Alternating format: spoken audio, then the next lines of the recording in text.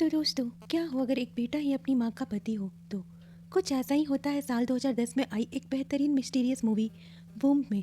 तो फिल्म की शुरुआत होती है समंदर के किनारे के सीन से, जहाँ एक प्रेग्नेंट लड़की बैठी है जिसका नाम है रेविका। वो टुकुर टुकुर समंदर की लहरों को निहारती है और अपने मन में अपने पति से बातें कर रही है। चाहे तुम मुझसे अब बात करो या ना करो, मैं तुमसे हमेशा बात करती रहूंगी। मैं जानती हूँ तुम मुझसे दूर जा चुके हो, लेकिन मेरा प्यार कभी कम नहीं होगा। यहीं से हमें यह समझ आता है कि रेबिका का पति अब इस दुनिया में नहीं रहा। रेबिका अपने पेट में पल रहे बच्चे को आखिरी तोहफा मानती है जो उसे अपने पति से मिला था।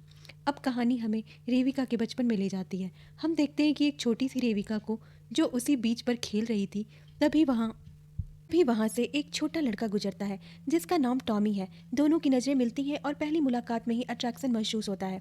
अगले दिन टॉमी फिर से बीच पर आता है और रेबिका का और टॉमी की दोस्ती हो जाती है और दोनों साथ खेलने लगते हैं। समय के साथ इन दोस्ती गहराई में बदल जाती है और एक दिन खेलते खेलते इन्हें एक छोटा सा स्नेल मिल जाता है। टॉमी कहता है कि कल हम इसे वाटर समुंदर में छोड़ आएंगे, लेकिन तभी रेबिका बताती है कि अगली सुबह उसे जापान लौटना है। यह सुनकर टॉमी बहुत दुखी हो जाता है। रात को टॉमी रेबिका को कॉल कर कहता है, कल तुम मेरा पोर्ट पर इंतजार करना, मैं तुम्हारे लिए कुछ खास लाऊंगा। अगली सुबह रेबिका टॉमी का बेसब्री से इंतजार करती है, लेकिन टॉमी नहीं आता। उदास दिल लेकर रेबिका बिना टॉमी से मिले ही चली जाती है और फिर कहानी में 12 साल का लंबा समय बीत जाता है। 12 साल बाद अब रेबिका वापस उठी उसी टाउन लौटती है, सिर्फ टॉमी से मिलने के लिए। लेकिन जब वो टॉमी के घर पहुंचती है तो पता चलता है कि टॉमी अब वहाँ नहीं रहता।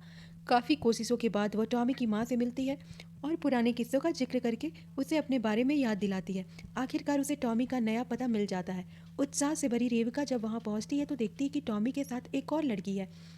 यह सब देखकर उसका दिल टूट जाता है, क्योंकि रेविका को लगा था कि टॉमी ने भी उसका उतने ही दिनों से उतने बेसब्री से ही इंतजार किया होगा। हालांकि टॉमी रेविका को देखते ही पहचान जाता है। उनकी बातें शुरू होती हैं।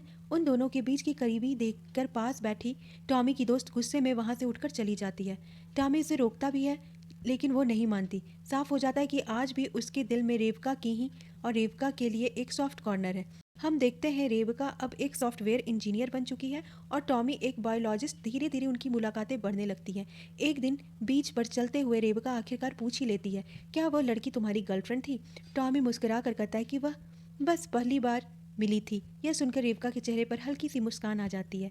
एक दिन रेबिका टॉमी से पूछती है, उस दिन तुम मुझे क्या देने वाले थे और तुम अगले दिन वहाँ क्यों नहीं आए? टॉमी थोड़ी देर में चुप हो जाता है। फिर वह एक माचिस की डिब्बी लेकर आता है।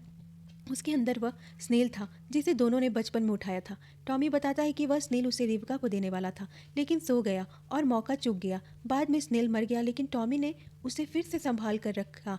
सिर्फ रेविका की याद में। यह जानकर रेविका का दिल भर आता है। उसे महसूस होता है कि टॉमी आज भी उससे उतना ही प्यार करता है।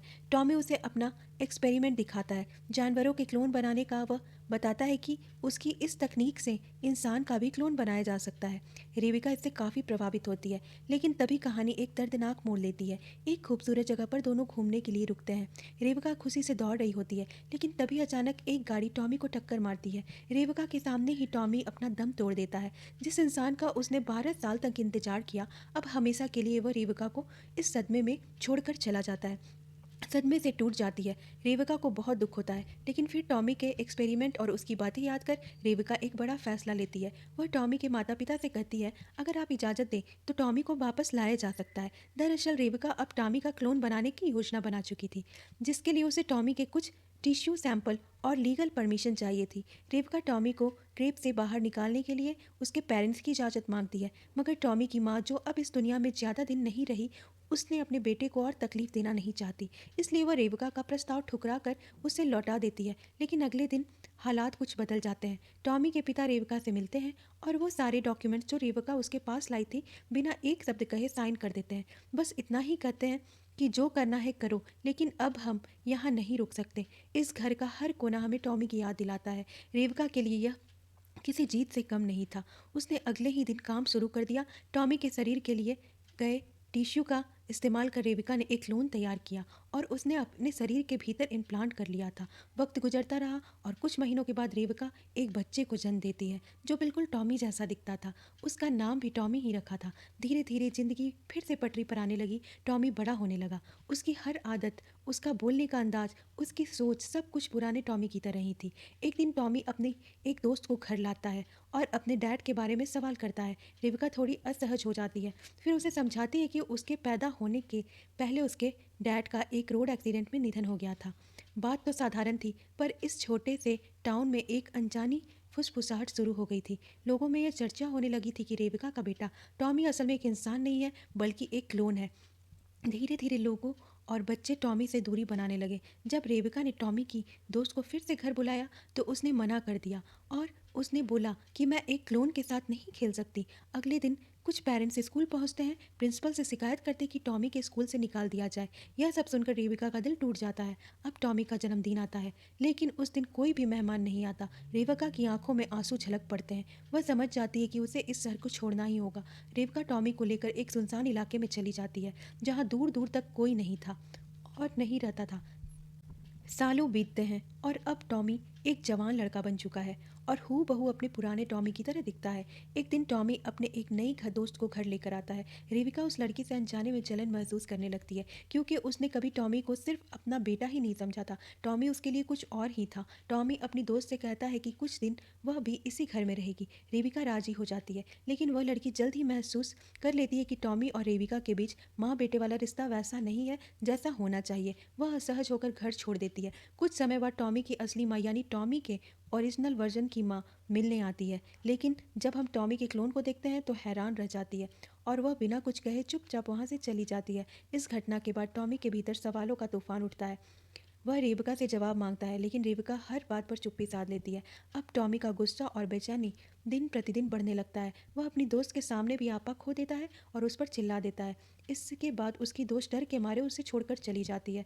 गुस्से में टॉमी घर में तोड़ फोड़ करता है और तब रेबिका को समझ आता है कि अब सच छिपाना मुमकिन नहीं है। रेबिका टॉमी को बैठाकर सब कुछ बताती है कि कैसे वह असल टॉमी के मरने के बाद उसकी याद में टूट गई थी और कैसे उसने टॉमी के टिश्यू से एक क्लोन बनाया ताकि हमेशा अपने टॉमी के साथ रह सके। लेकिन टॉमी के लिए यह सच किसी सदमे से कम नहीं था। सच सुनकर वह बिखर जाता है। उसे अपनी पहचान ही खोती नजर आती है। रेबिका उसे ओरिजिनल टॉमी की चीज़ें दिखाती है, उसका लैपटॉप, उसकी तस्वीरें, उसकी डायरी, सब कुछ देखकर टॉमी को आखिरकार सच का सामना करना पड़ता है।